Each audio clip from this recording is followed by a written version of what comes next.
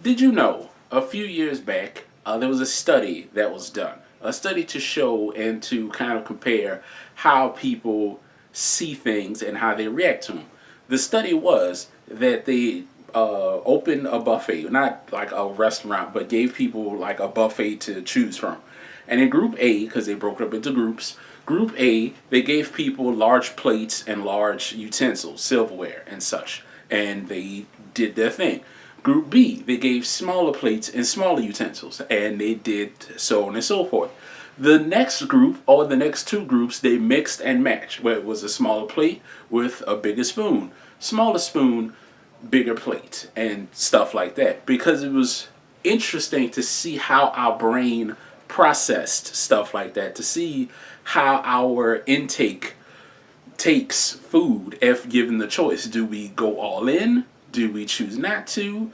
Are we just creatures of habit that if we see something, we have to have it?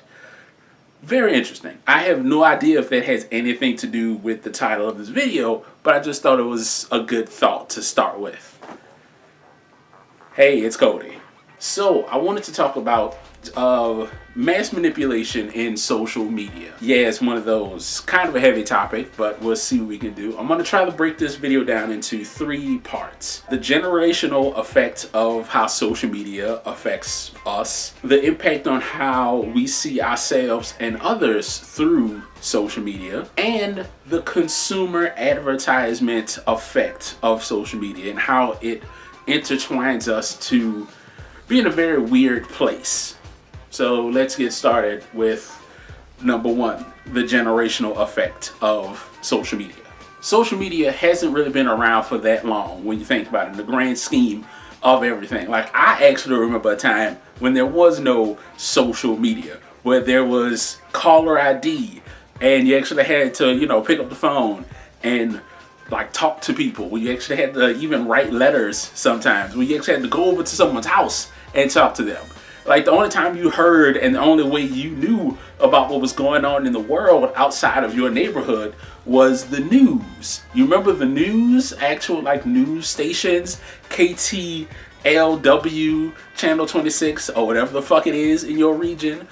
Yeah, that's how we knew about whatever happened, and that's how we thought things went. Even for those of us who didn't truly believe or trust the word of our local anchorman, that's the only way we got our information at that time. And then, of course, the internet came to be, and broadband. And we all remember needing to get off the phone so someone else can make a phone call, or a phone call being made in the middle of doing something that we're probably not supposed to be doing on the internet. We all remember. Great times.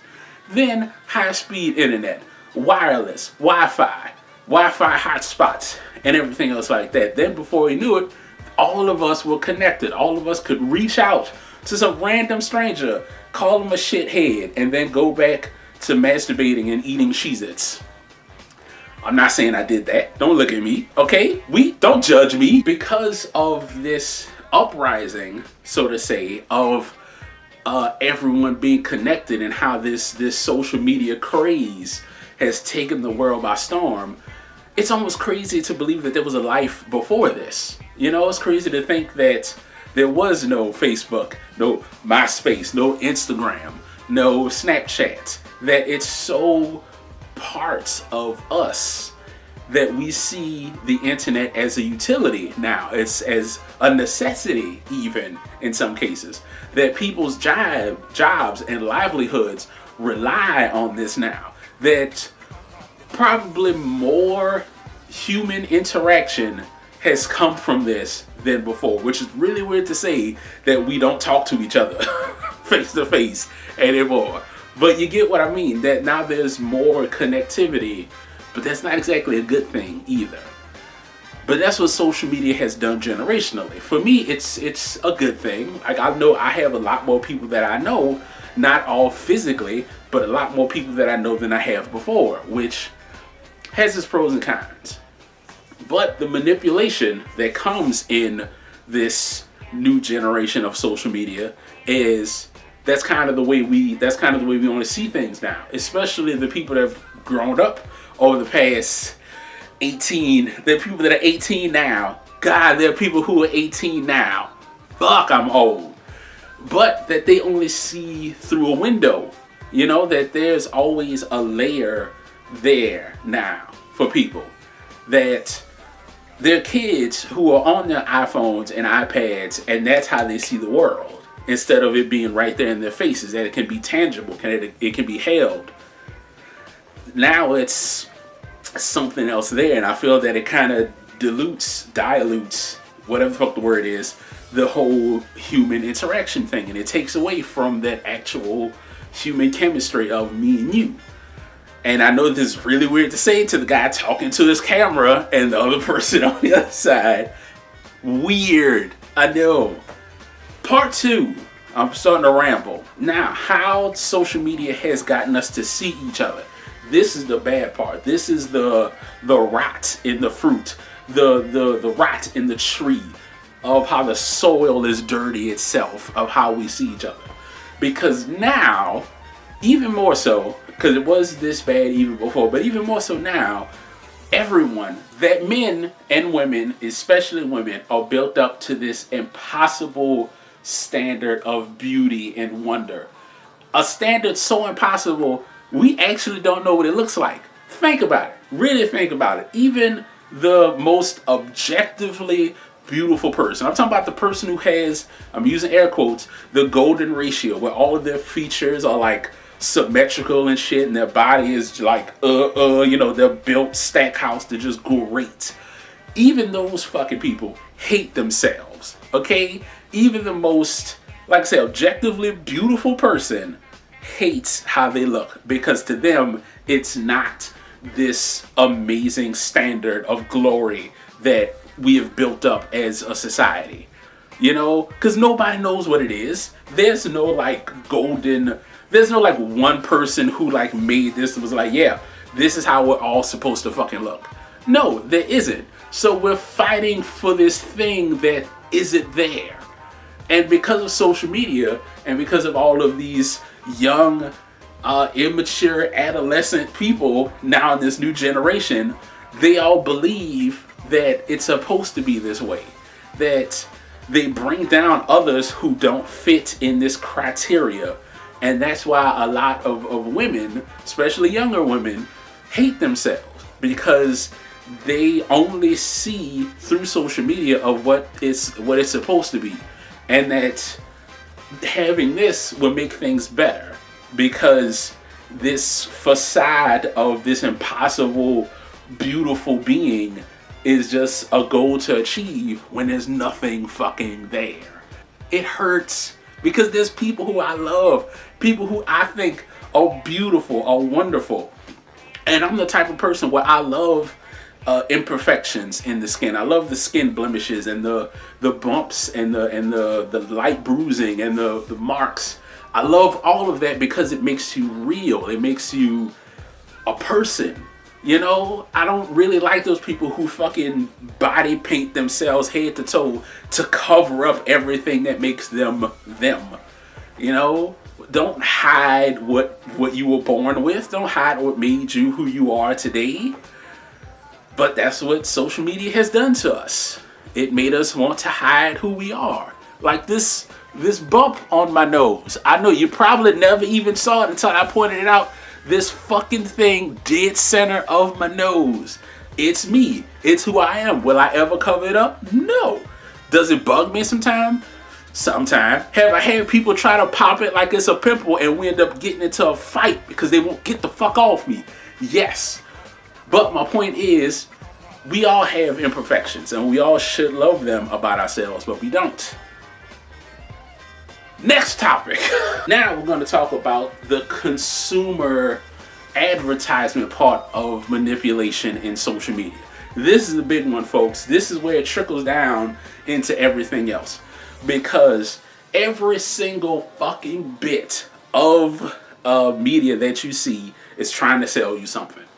All of it. Even right now. You know what I'm trying to sell you? This wonderful jacket that I've been wearing this entire video. It's a beautiful Dickies black jacket. I got it from Walmart. It's lovely. I love this fucking jacket. It fits me so well. It's so warm and comfy. And it only costs like 10. People are always trying to either sell you an idea, a topic, a product, a time, a place, a person. And we just eat it all up. And it's to the point, what's the name of that movie? I've watched this movie a few times. I love the movie, but I can't remember the name right now. Where it's, I'm here to kick ass and chew bubble gum, and I'm all out of bubble gum. And he puts on the glasses and he can like see the truth.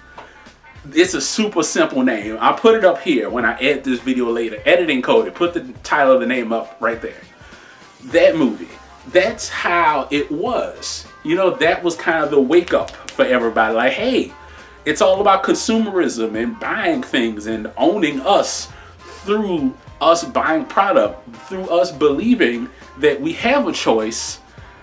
We don't actually have one. The movie, The Lorax, which I saw not too long ago thanks to my friend Jessica. I've never seen that movie before, and it's a really good movie. But the part that caught my attention was that they were selling air. And you know what that made me realize? I can see that happening. That is not too far off. I mean, we have to buy water. That's still crazy when you think about it. Collecting rainwater is illegal. Who, what, why, and how did that come to be? You know, who was the person who was like, you know what? Fuck them. To make collecting rainwater illegal. That's right. You don't even get that for free. And then sunlight, big thanks to solar energy, you have to pay if you want to have solar energy, which is an unlimited, abundant source. And next up, I can actually see them doing that with air. Chopping down all the trees in the near area, putting air in a bottle, and selling it to you. I can actually see that happening. Anyway, on top of everything else that they're trying to sell us to control us, to sell what we think we need, that they tell us that we need, so that way we can stay as sheeple. But it's true. That's what we are. We're just in a fucking herd being smacked on our asses, told where to go, what to get, and we just try to eat along the way to survive. And it's crazy. It really is. And the more I think about it, the more I start to seem crazy. And here's the biggest thing. Here's the thing that I find the most fascinating. And here's the thing of, it's such a level of bullshit, I can't help but actually appreciate it a little bit. Is that we know that it's happening. We know that they're listening to everything. We know that they are following our every single move. Think about it.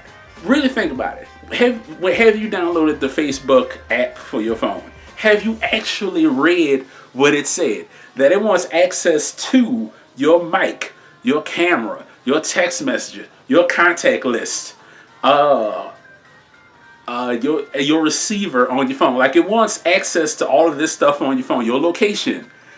And it's like, okay, I guess, you know, Facebook wants to tell people where I am and what I'm doing at exactly what time of the day and what I'm wearing. You know, that makes sense, right? Of course. But that's the layer of what they want you to believe. But we all know exactly what's going on. I mean, even my Xbox listens to what I'm saying quite often. Like, one time I was on a party chat with one of my friends, and we were talking about something, and for some reason it just popped up like the latest Beyonce video. And I was like, what? We weren't even talking about... I had to stop and check to make sure it wasn't listening.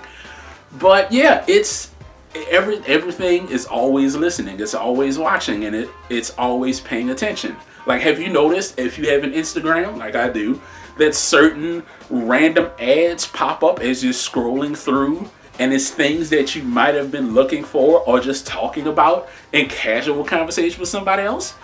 I know you must have noticed it. It's so fucking blatantly obvious at this point, but we ignore it. Before, at least advertisement was kind of secret about it. Now it's just like, hey, here it is. Please buy this. Please buy it. Buy it. That's another thing. The things that they hide in regular media, but it's so subconscious that it just ticks a little thing in the back of our mind to make us think about for later.